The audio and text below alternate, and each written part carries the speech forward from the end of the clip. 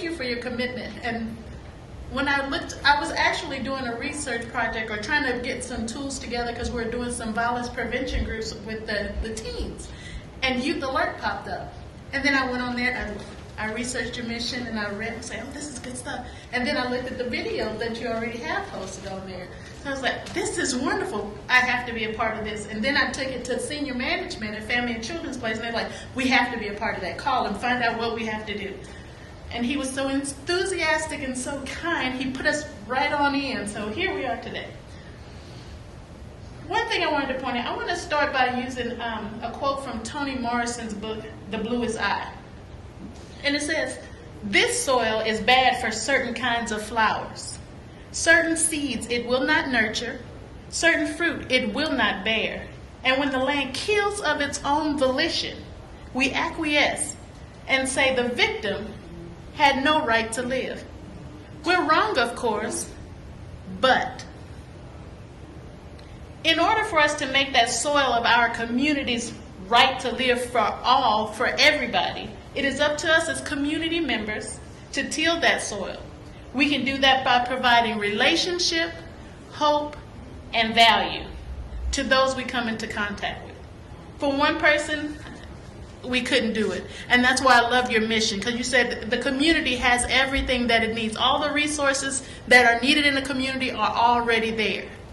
So with a community and a collective effort, we can do this. For those who have made a commitment to live nonviolently and to live in peace, if we would make it our goal to find just one additional youth, in addition to, of course, our own children and our own family, then we could offer that. We could be that conduit of change. We can offer that relationship, that hope, and that value.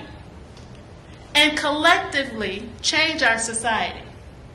It would be like a federal agents training program. I love that analogy because when they teach the federal agents to locate counterfeit money or bust up the counterfeit rings, they don't train them or teach them and have them spend hours looking at counterfeit dollars. They look at the real thing, and they learn the way real money feels. They learn the way real money looks like. They learn the way real money it passed through. And by us, if we can recognize, if we can be that real thing, the opposite of violence. Violence becomes something that people or kids gravitate towards because they're missing that relationship, that value, that hope. But if we can offer that just in and of ourselves, just time, like the speakers have been talking about earlier, time. If we can just give that time, we could be that real change. We will become that conduit of change. And by offering our youth those relationships, and I keep saying relationship. I'm a licensed marriage and family therapist, so that's all we talk about is relationships. It's everything is relationships, because in fact it is. When we work with kids who are in trouble at school, we ask them about the relationship between the teacher and the student. When we work with kids that are having difficulties at home, we talk about the relationship between the moms, the dads, the brothers, and the sisters.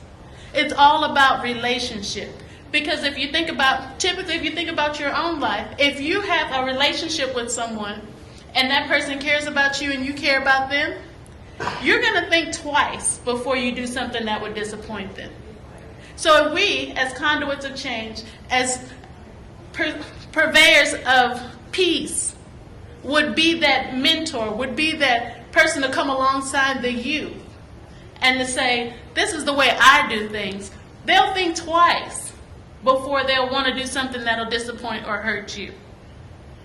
And at Family and Children's Place, this is where I do the plug about our programs that we particularly have. We are committed to peace. And we recognize that there are many factors that contribute to or precipitate violent acts. And we have multiple programs that address many of these underlying stressors. In my particular program, which is the Child and Family Services, we offer individual, family, and group counseling services. And when we're talking about violence, we're designed to address the associated anger, guilt, and fear that comes along with violence, both before and after. In our family and school services, we offer school-based programs designed to strengthen relationships among family members and to improve children's academic and social competencies. In our child welfare services, we help to keep children free from abuse and neglect through mental health treatment and supervised visitations. In our HANDS program, we work with first-time or expectant parents on a voluntary basis to help foster healthy pregnancies and stable child growth and development. In our family stabilization services is a homeless prevention program where we offer crisis intervention and long-term help for families at risk of homelessness. And our PAL coalition is dedicated to reducing the incidence of drug usage by young people in that 7th Street corridor of central Louisville. Now, those descriptions are just a brief synopsis of our programs, but I have flyers and I have cards, so if you're interested in any of those services could be of help to you at your community, or if you know someone in your community who could use some of those services, you can give us a call. And I'm leaving my card so you can call me personally. Thank you. Oh, and my number is 502-893-3900.